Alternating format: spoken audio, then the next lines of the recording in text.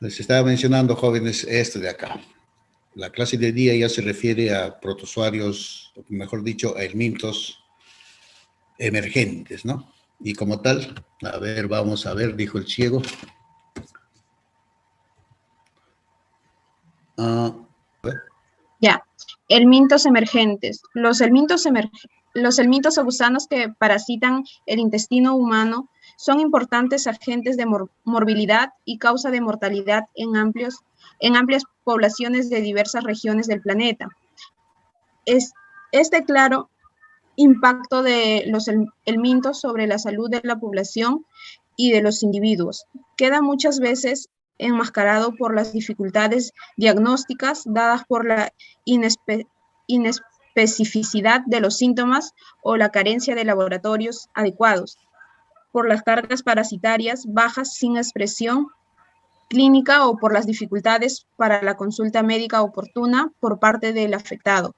No debe dejar de considerarse que estas parasitosis tienen generalmente su mayor prevalencia en poblaciones con condiciones epidemiológicas, socioeconómicas, culturales y ambientales desfavorables, con restringida accesibilidad a los servicios de atención médica.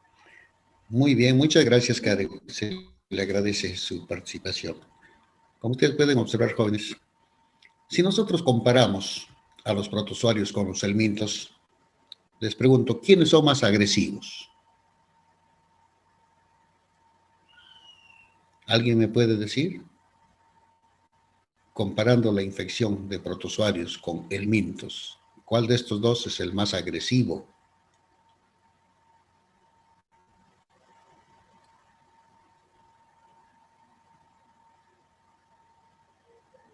¿Aló? Los helmintos, profesor. Ya, muy bien. ¿Otra opinión? ¿Protozoario? ¿Cómo? No lo escuché bien. ¿Protozoarios, digo? Protozoarios. ¿Y por qué me lo has dicho así con interrogante? ¿Protozoarios? Bueno, es que estos sí se multiplican, ¿no? Y los otros como que llegan a un periodo y ya son expulsados.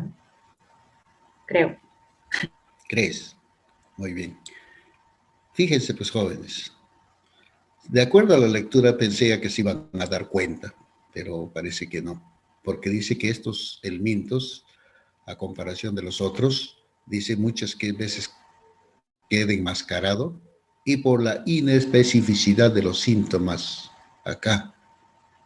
Cuando nos ataca un protozoario, estos siempre nos van a conducir a síntomas, pero cuando nos ataca un helminto, estos tratan de pasar desapercibidos. Es decir, no, si estos pensaran, dirían, yo no quiero hacerme pescar, ¿no? Yo no quiero que se den cuenta que estoy adentro. Y en lo mínimo posible, tratan pues de causarnos, digamos así, agresiones drásticas, con excepciones, ¿no? Con ciertas excepciones. Si nosotros comparamos, por ejemplo, perdón, un ascaris con una uncinaria, ¿cuál de estos dos es el más agresivo?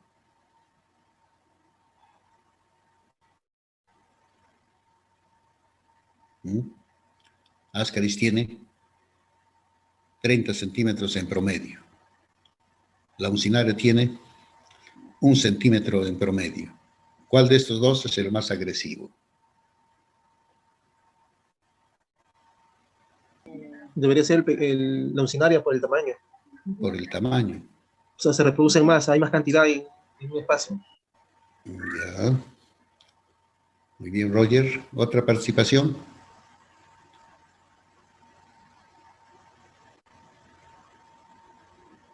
Pero a ver. También dijo que son las uncinarias, profesor. Uncinarias. Claro. ¿Por qué Flor de María? A ver, ¿por qué? A ver. Porque estas van a perforar el intestino y, sí, Ya, muy bien. ya, y así van a llegar hasta cualquier tipo de órgano y se van a como que absorber los nutrientes Ya. causando lesiones, ¿no? A nivel intestinal de la persona. Muy bien, muy bien. A ver, de repente estoy hablando en el aire, de repente. A ver, cuando digo uncinarias, ¿a qué parásitos me estoy refiriendo? Estrongiloides. Estrongiloides, muy bien, Roger. Otro, Necátor-americanos. Necator, Necator ancilostoma. americanos, Son las más ancilostoma. comunes. Estrongiloides no es uncinaria, pues no es uncinaria. Y Necator y ancilostoma, ¿qué tienen? ¿Cuál es la característica? Ya ustedes eso lo han hecho ya en parasitología general. Son parásitos de vía libre. Son de vida libre, ¿qué más? ¿Tienen dientes? Tienen diente.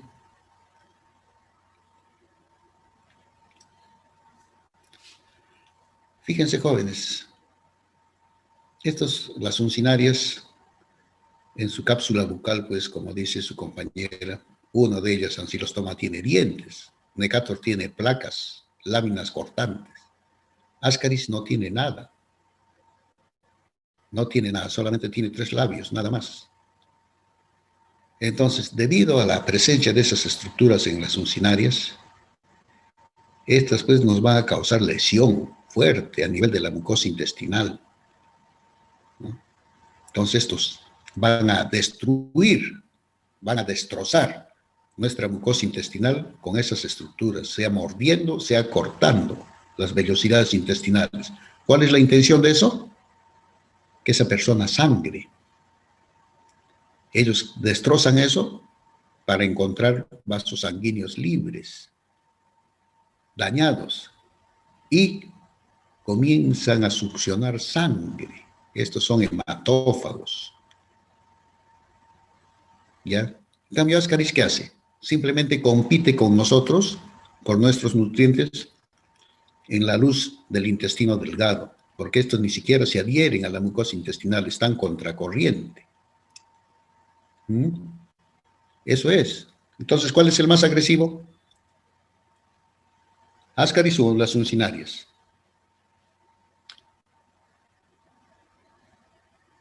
¿Aló? Las uncinarias. Las uncinarias, a pesar de su pequeño tamaño, son más agresivos estos, ¿no? Rápidamente una persona lo conduce a un cuadro de anemia. Eso lo vamos a ver ya más adelante cuando toquemos pues a las uncinarias. Bien, y como tal, jóvenes, comparando helmintos con protozoarios, los protozoarios rápidamente nos conducen a cuadros sintomatológicos, pero los helmintos, como les vuelvo a repetir, pasan pues desapercibidos, ¿no? Y generalmente los protozoarios no están supeditados a estas condiciones epidemiológicas, no. Protozoarios atacan, aunque sean los ricos, aunque sean los pobres, con tal de que estén presentes ahí los factores necesarios. Pero en cambio los helmintos sí están relacionados estrechamente con estas condiciones, pues poblaciones pobres, que no tienen buen nivel cultural, los ambientes sanitarios desfavorables, que hace pues que sus estructuras infectantes sean pues, digamos así, permisibles para nosotros infectarnos, ¿no? Acá. Muy bien. Entonces, jóvenes. A ver, Raúl Díaz. Sí, profesor. A ver, jovencito. ¿Puedes leer eso? A ver.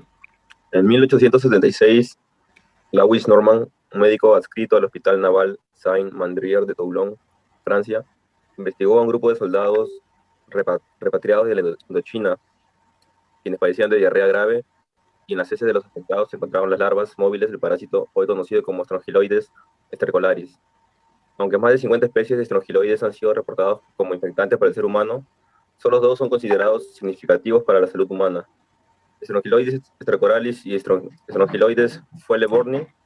El primero es el más común y tiene una distribución en áreas tropicales y subtropicales, mientras que el segundo ha sido reportado en África y Papua Nueva Guinea. Muy bien. Fíjense, ya cuando lo describimos así de manera específica a estos helmintos, ¿qué cosa es o a qué grupo de helmintos pertenece Strongyloides stercoralis? ¿Me pueden decir?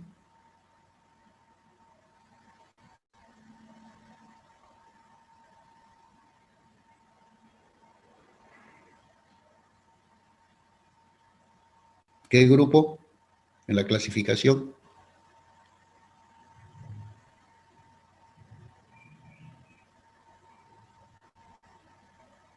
Nemato. ¿Y por qué lo dices con miedo?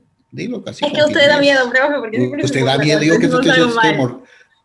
te estoy mordiendo, ¿qué cosa? La cosa, jóvenes, es hablar, equivocarse muy bien, pero que se equivoquen así conversando, que no se equivoquen en el examen. Aquí se pueden equivocar todo eso, pero si yo acaso alguna vez les he dicho, ja, ja, ja, ja, ja. No, simplemente, ajá, muy bien, está bien, solamente les acepto la opinión. Y de acuerdo a ello ya les explico, ¿no? ¿A qué grupo, Luisa? Con firmeza, sin pregunta. Nemato. Ajá, nemátodos, pues son nemátodos, pues jóvenes, son nemátodos. Y eso ya deben saberlo ustedes, ¿ya? Ujú. Y como tal, Strongyloides stercoralis pues ha sido descrito de esta manera, ¿no? En soldados que venían pues de la Indochina, hoy conocido ya como Vietnam. Entonces, como tal, en esto se encontraron pues larvas móviles, ¿ah? Ojo, larvas móviles. Los nemátodos generalmente pues se reproducen, no generalmente, todos los nemátodos se reproducen por huevos, ¿no? ¿Y por qué no encontró huevos este médico en materia fecal de los soldados? Eso lo vamos a ver ya más adelante, ¿no? Y los estrongiloides, que va a ser el tema de hoy día, aparte con otro, se están ubicados pues dentro de los helmintos emergentes. El género estrongiloides abarca pues más de 50 especies, ¿no? Pero de esas 50 especies, dos son las más mentaditas, pero de estas dos mentadas, la que mayormente predomina es el Stercoralis, ¿no? Acá, cuya distribución es cosmopolita, pero mayormente endémico en estas áreas tropicales y subtropicales que tengan bastante humedad, ¿no? Así en ese sentido.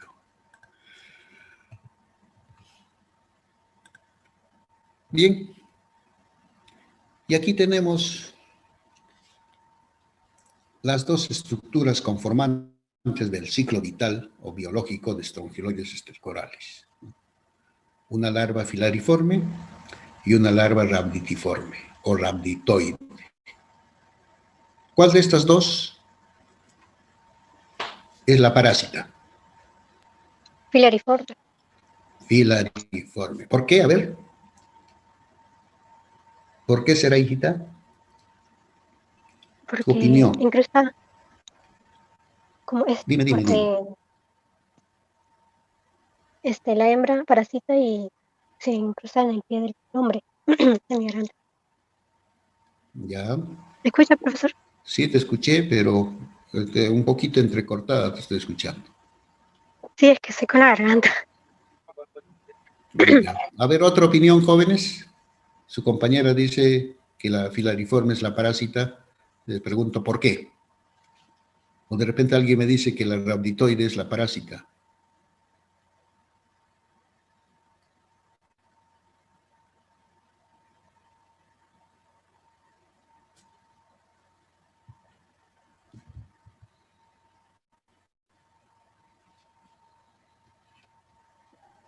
¿Nadie? Bueno, la larva es filariforme, es infectante, pues. Por Por la eso misma la estructura parásita o la infectante. Pero, ¿por qué es la infectante? ¿Por qué es la parásita, como digo? ¿Por la qué? forma en cómo ingresa el cuerpo, cómo ingresar. Por la misma estructura de su cabeza que tiene forma de aguja. Ya. Ujú. ¿Alguien más?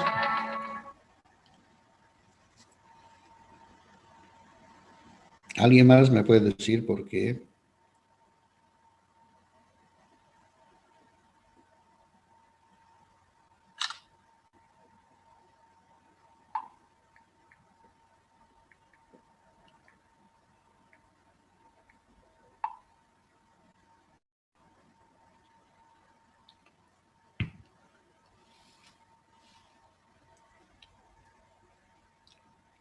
Muy bien. Entonces les voy a explicar cuando hagamos el ciclo biológico. Fíjense, y aparte de ello, son dos larvas, ojo, larvas. Y aquí tenemos Strongyloides stercoralis. Y como se dice, jóvenes, esta es la hembra parásita y estos son los adultos de vida libre. Ya. El tamaño que tienen, fíjense, los adultos. ¿A qué se refiere este 1.7? ¿A qué adulto? Macho. Macho. ¿Y este 2.7? La hembra, más grande. Hembra. ¿Y por qué no puede ser lo contrario? ¿Por qué este no es la hembra y este es el macho?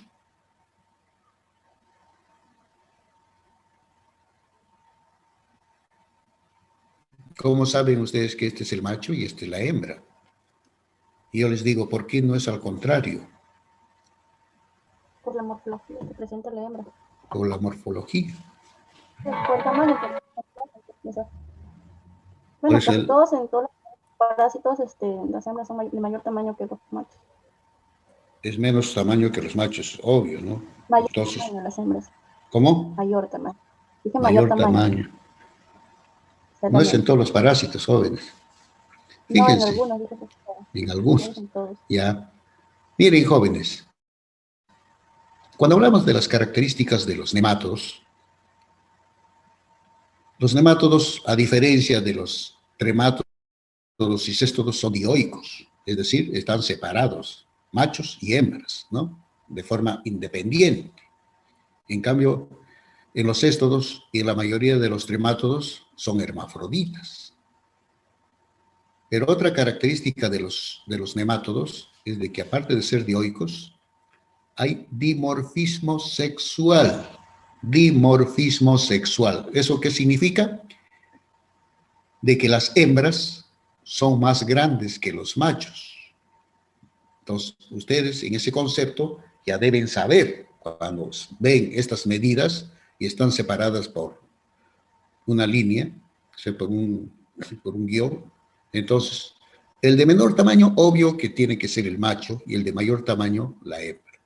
Pero fíjense, a pesar de ello, solamente son la hembra, puede llegar a medir hasta 3 milímetros como máximo, ¿no? 3 milímetros. Fíjense el tamaño que tienen estos parásitos. Y aquí son los huevos de Strongyloides stercoralis, son los huevos. Pero estos huevecillos jóvenes, acá, nunca lo vamos a ver en una muestra de materia fecal. Nunca. Y me dirán, ¿por qué? ¿Alguien me dice por qué? Profesor, ¿qué dijo que no le escuché muy bien? ¿Cómo, hijita? ¿Cómo, Ruth? ¿Qué dijo que no le escuché bien, profesor? Estos huevecillos que ustedes están viendo acá, que son huevos de Strongyloides stercoralis, nunca lo vamos a observar en una muestra de materia fecal. ¿Por qué será? Los huevos eclosionan en el intestino. Efectivamente. Los huevecillos, ya más adelante lo vamos a ver, eclosionan a nivel intestinal, ¿no? Entonces, vamos a ver lo siguiente. Aquí está el ciclo biológico de Strongyloides stercoralis. ¿Por dónde empezamos? A ver. Cuando ingresa al cuerpo, bueno, en la imagen salen los pies, creo. Cuando ingresa al cuerpo. ¿Por ahí empieza? ¿Están seguros?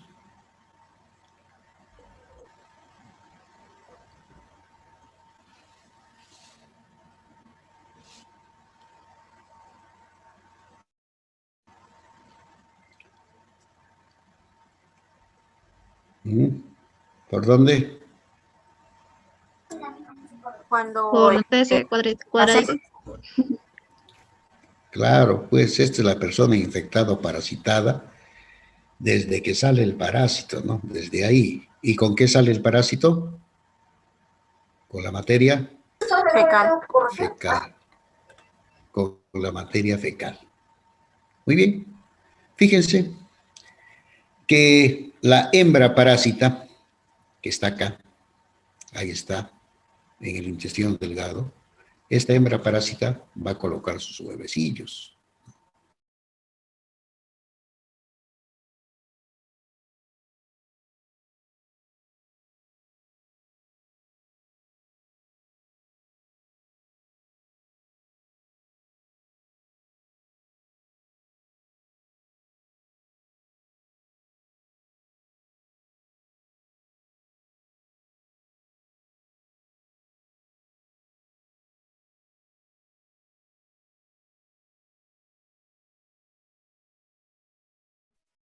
Profesor, su audio está apagado.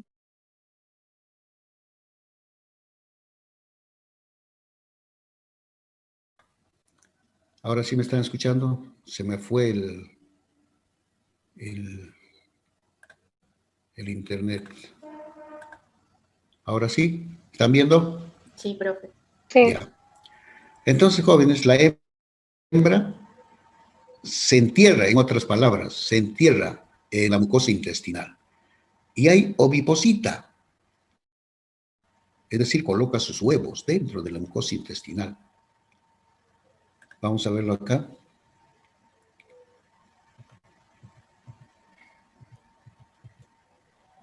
Fíjense, aquí está la hembra, aquí, ahí está. La hembra está colocando los huevos, ahí están los huevos. Pero como dice su compañero, estos huevecillos inmediatamente eclosionan, como está sucediendo acá. Eclosionan. Y las larvas inmediatamente salen a la luz intestinal, ¿no? Ahí está. Entonces, jóvenes, acá, esas larvas que salen a la luz intestinal son larvas rhabditoides o rhabditiformes. Y esas larvas con la materia fecal van a ser expulsadas al medio exterior. Muy bien.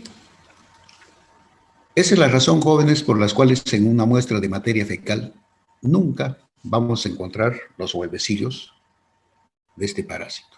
Solamente vamos a encontrar larvas y dependiendo de la densidad poblacional, esa muestra pues, puede estar riquísima en larvas rhabditiformes.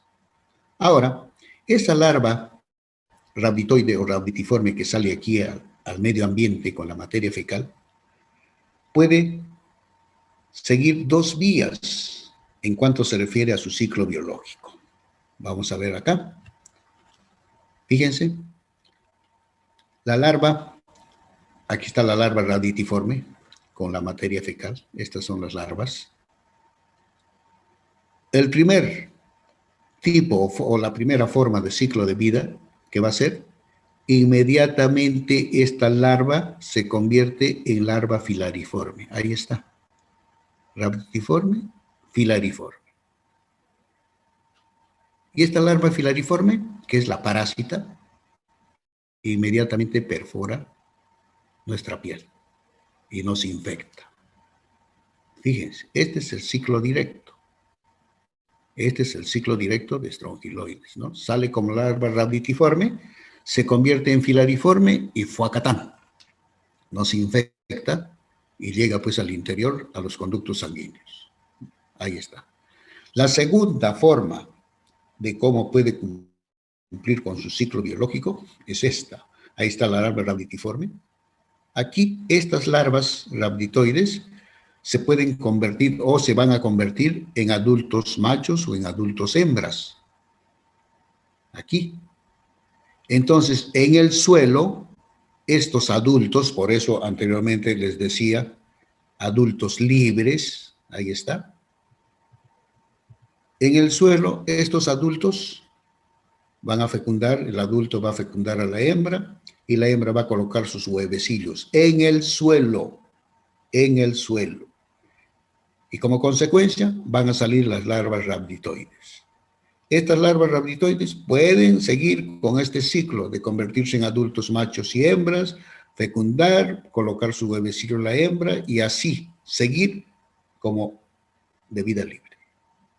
Pero va a llegar un momento, jóvenes, que estas larvas rhabditoides, al igual que en este caso, entonces se transforman en filariformes. ¿Y por qué la filariforme es la parásita? ¿Y por qué la rhabditoide no es la parásita? A eso yo les preguntaba. A eso iba la pregunta. ¿Por qué la larva filariforme es la parásita?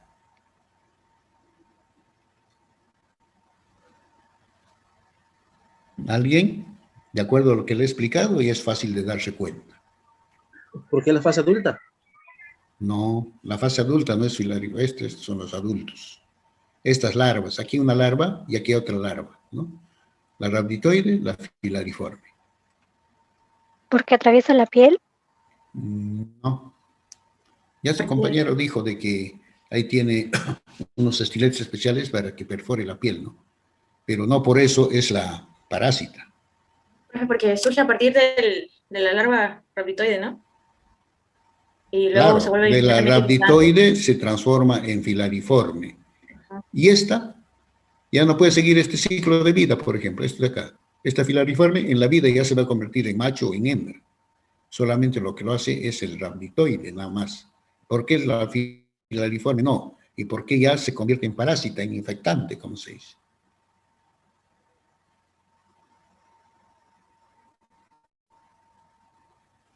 ¿Nadie?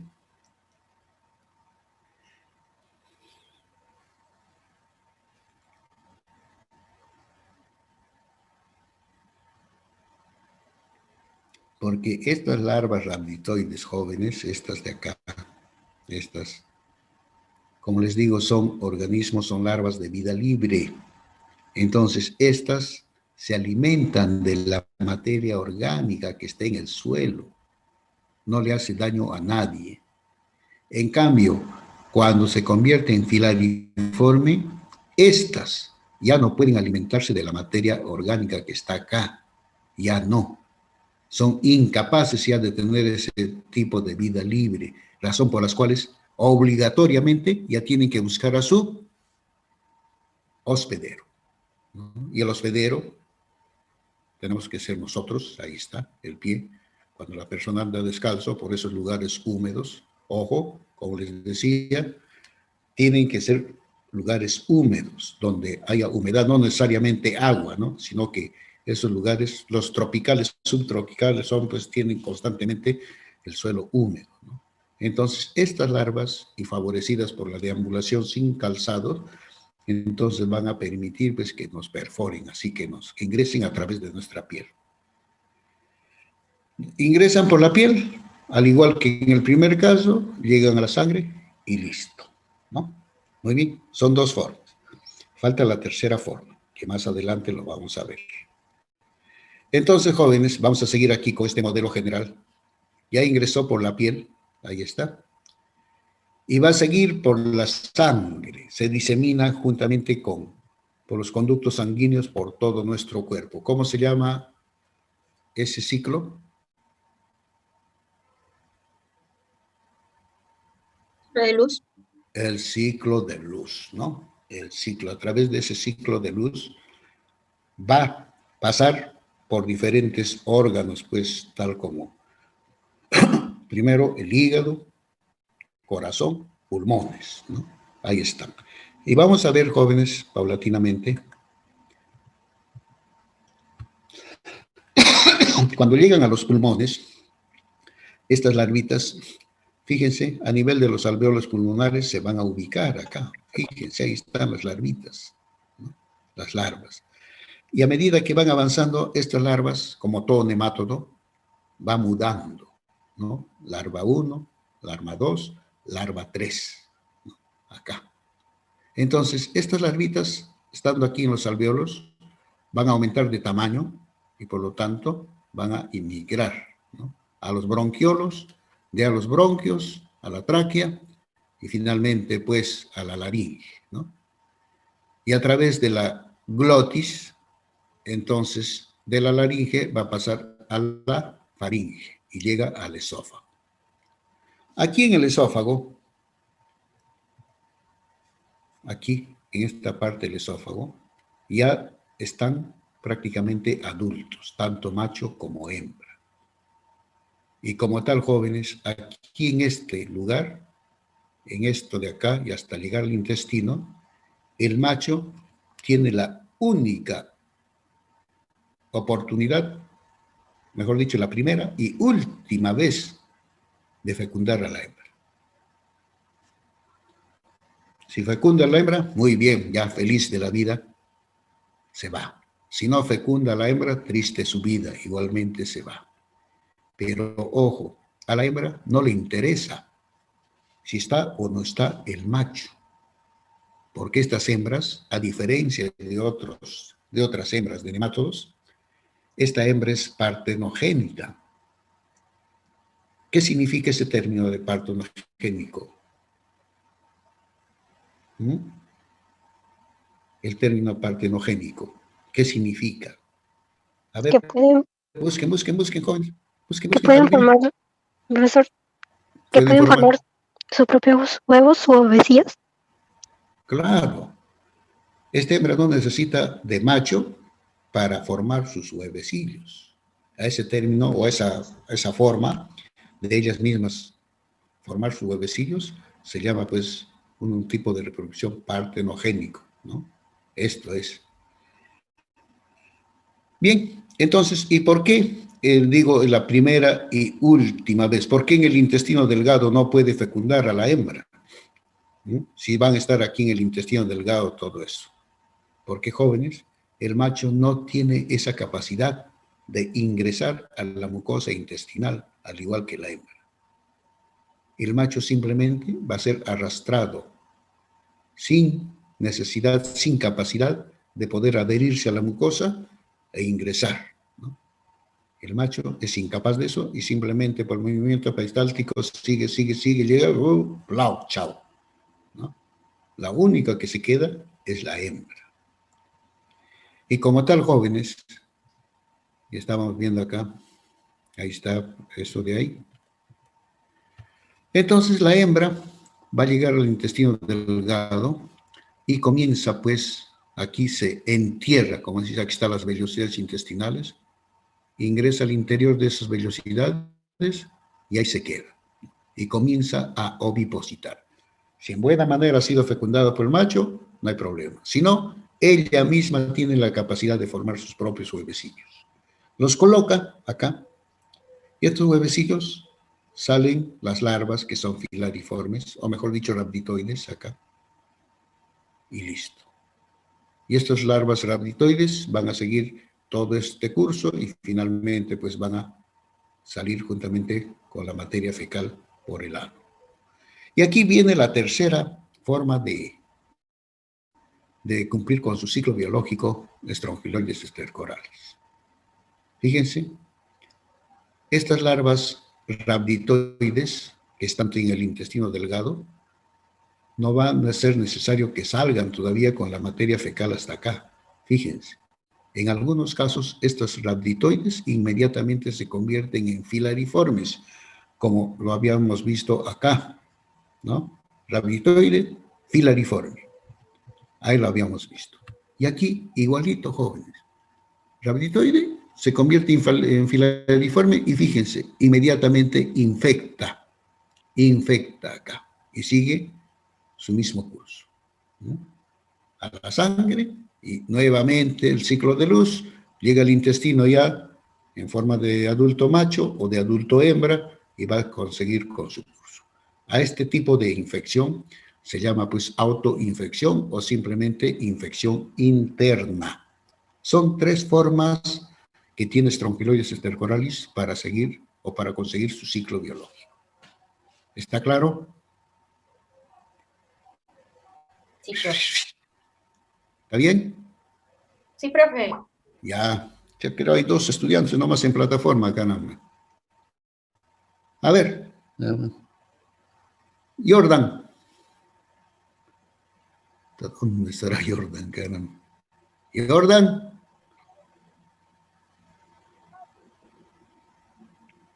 Sí, Jordan. sí, diga yo lo que soy. Que a ver si no llamo, ¿dónde serán ustedes, no? Que tu hermana te ha dicho, ¡ay, te estamos llamando el profesor! ¡Corre, corre! No, Dile, yo le Roger.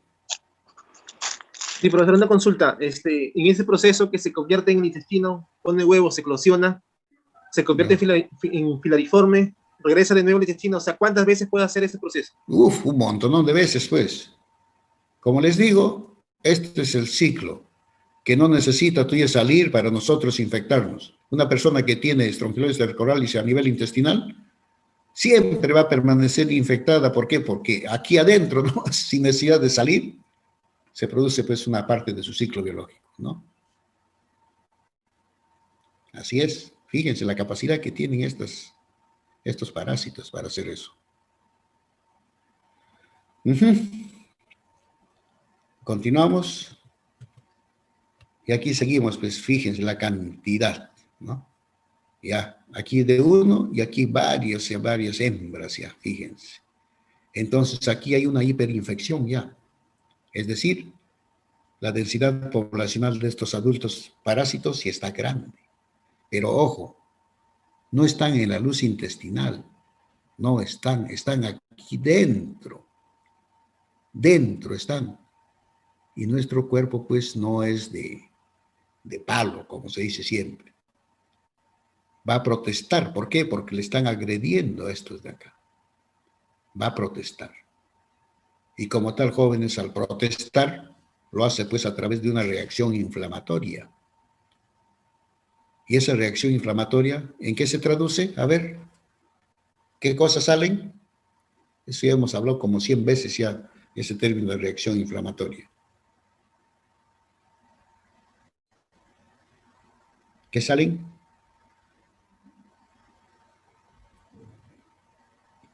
Leucocitos.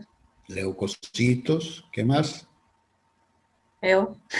Eosinófilos.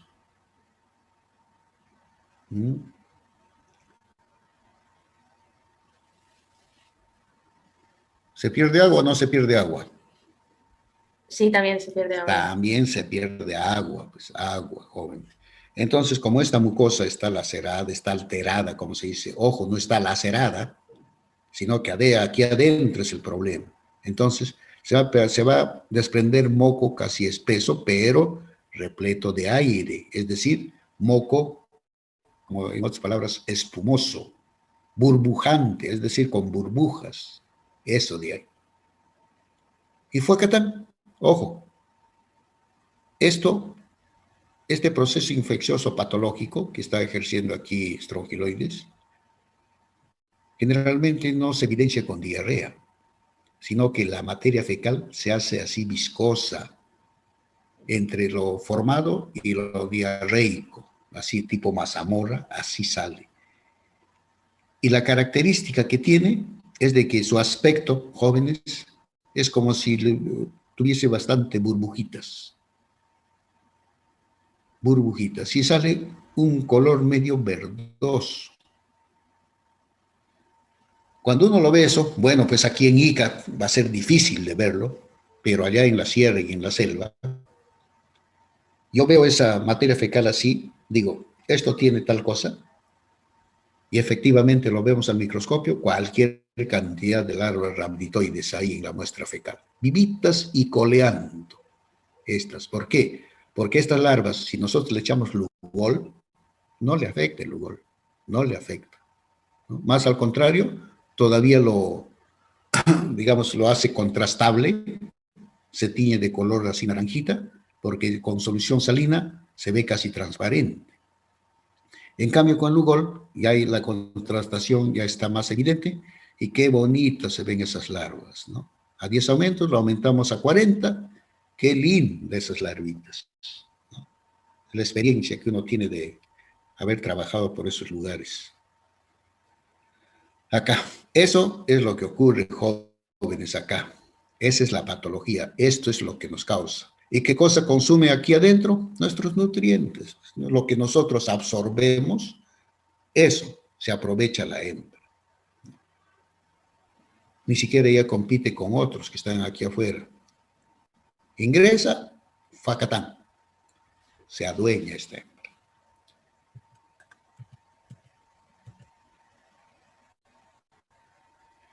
Muy bien, pero fíjense, jóvenes, cuando hacemos acá. Este es el ciclo normal, ¿no? Esta es la vía normal. Sale, nos infectamos, el ciclo de luz finalmente llega a los pulmones, de los pulmones llega al tracto gastrointestinal y finalmente es el ciclo. Pero en algunos casos, jóvenes, estas larvitas que salen, que llegan aquí con la sangre, no van a poder cumplir con esto. En otras palabras, se pierden. Como un niño así, travieso así, sale de su ruta y se pierde, se desorienta y aparece en cualquier parte, en cualquier parte. Y como tal, jóvenes, cuando aparece allá, en cualquier parte, un ejemplo es este, aquí, fíjense, este tipo de reputación es por esas larvas de estrongiloides que se han perdido y dejan esta forma de huella, ¿no? No solamente acá, en cualquier parte del cuerpo, les puedo decir, ¿no? Y este tipo se llama, pues, larva currens. Entonces, la larva currens ocurre con infección con estrongiloides estercorales, ¿no? Y aquí estos niñitos que hacen, pues, ya, esta es una, digamos, hiperinfección, que hacen ya una especie de asitis, ¿ya? Esta es la condición de estrongiloides estercorales. Este es un corte, fíjense, y aquí enterradas están las hembras, ¿no? Enterradas. Aquí están las vellosidades intestinales, acá. Fíjense dónde están enterradas las hembras, ¿no? Entonces, jóvenes, si a una persona inmunocompetente le afecta, a una persona pues, inmunodeprimida o personas que tienen tratamiento prolongado con medicamentos, principalmente con corticosteroides, o fácilmente pues los puede llevar a situaciones graves, ¿no? Severas en cuanto se refiere a la infección. Eso es lo que ocurre con estrongiloides estercorales. Y como tal, jóvenes, nosotros como biólogos tenemos que hacer el diagnóstico. El diagnóstico.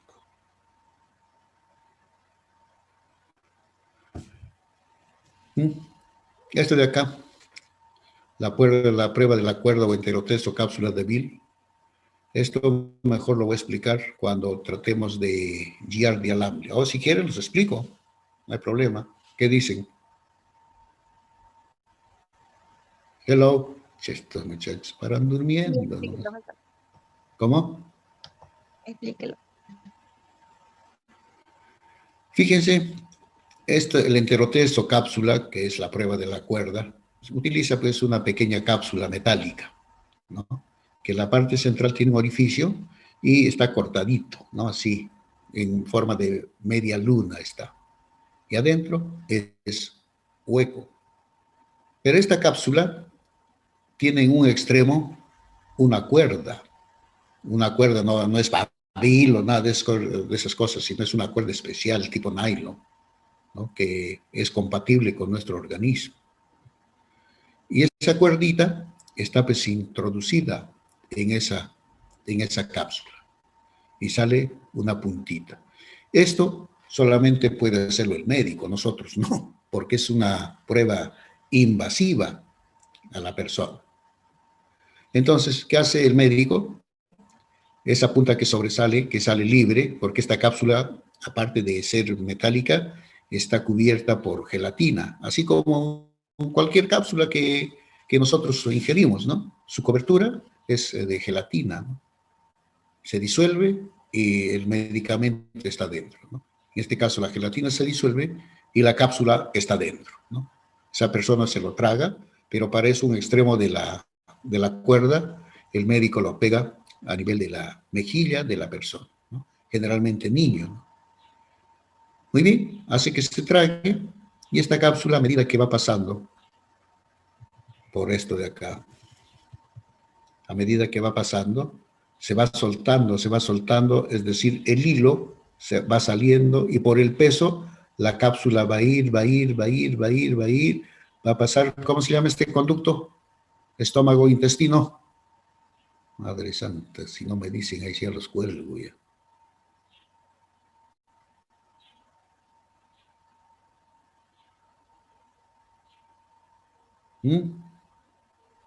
Duodeno. Este es el tramo entre el estómago y el duodeno. ¿Cómo se llama esa unión?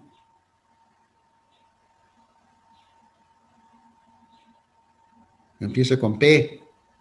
Madre Píloro. mía. Píloro, pues píloro. Entonces, llega acá, llega hasta acá, hasta el intestino, va a seguir avanzando y listo. Ahí queda.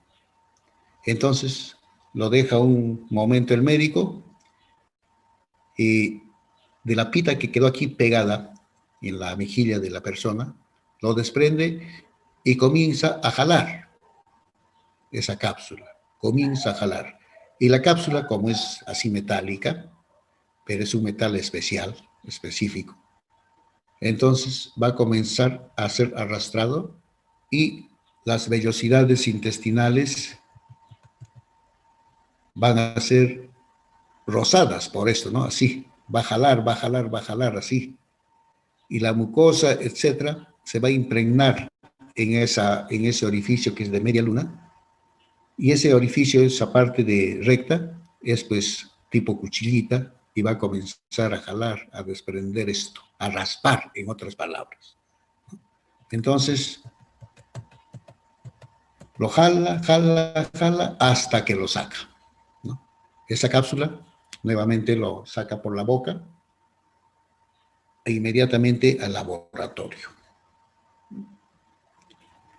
El biólogo ahí sí, ya se ocupa, hace sus preparados en fresco y va a determinar pues la presencia de, puede estar ahí presente, como lo va a raspar, puede estar ahí presente la hembra adulta, ¿no? Pueden estar presentes los huevecillos, que todavía no han eclosionado, o pueden estar presentes también las larvas rhamphitoides. Entonces, es una forma de diagnóstico en ese sentido. El aspirado duodenal, igualmente, pero este sea con sonda, igual también lo hace pues el médico. Podemos hacer pruebas inmunodiagnósticas acá. Entonces, como tal, ya se utilizan pues diversos tipos de técnicas. El IFA, el IA y el EIA. ¿Qué son estos? A ver.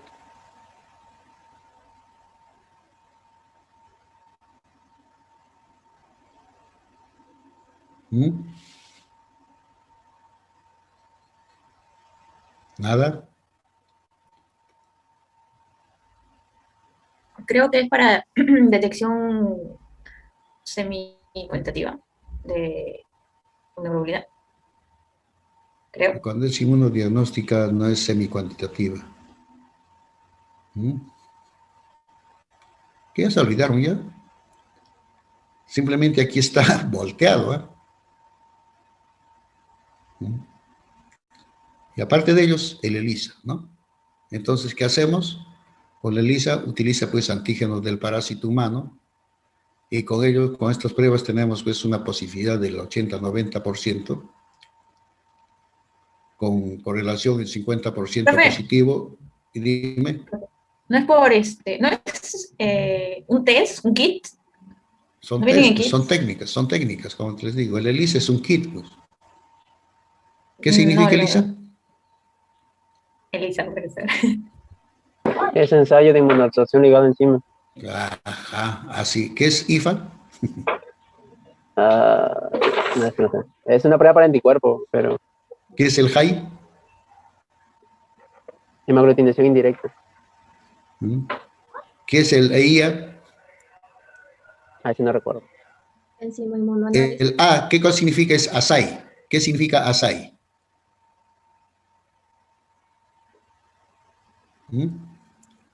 Ensayo, prueba. Ensayo inmuno. La E. La E. La E.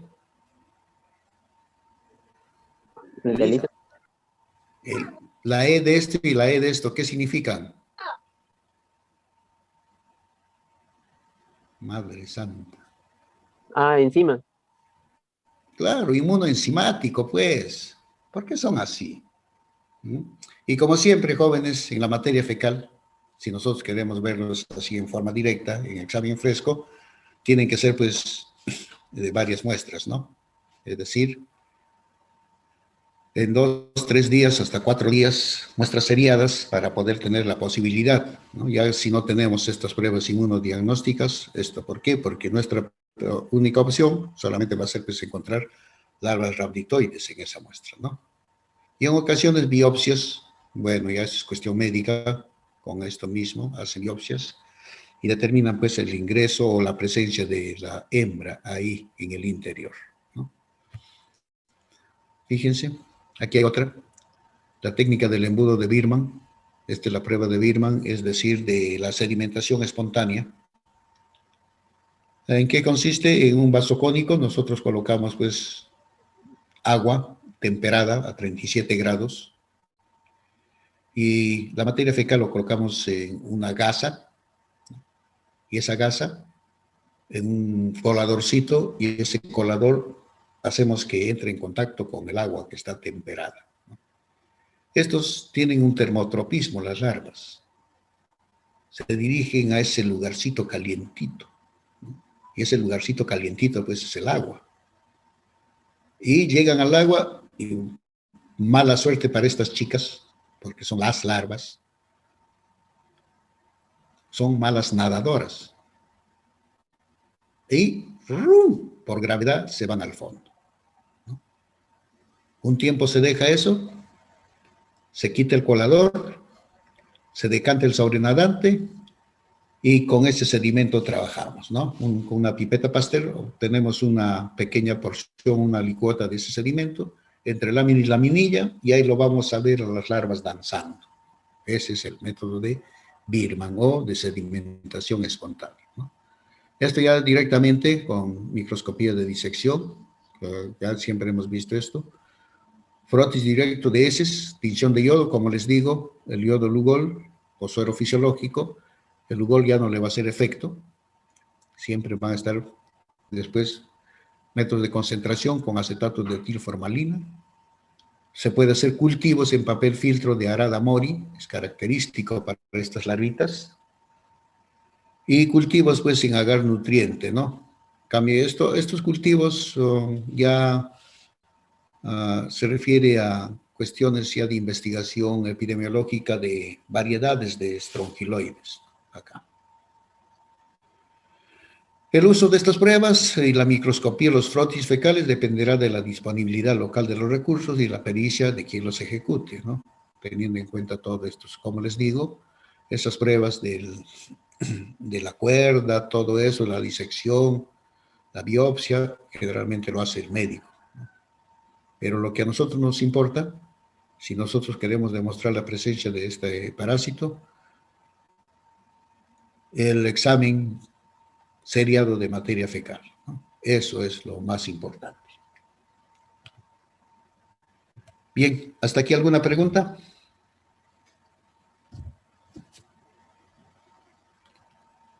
¿Qué pasa con este día, Shakira? Y está que se sale, que entra, que sale, que entra. ¿Preguntas, jóvenes? ¿Hasta acá?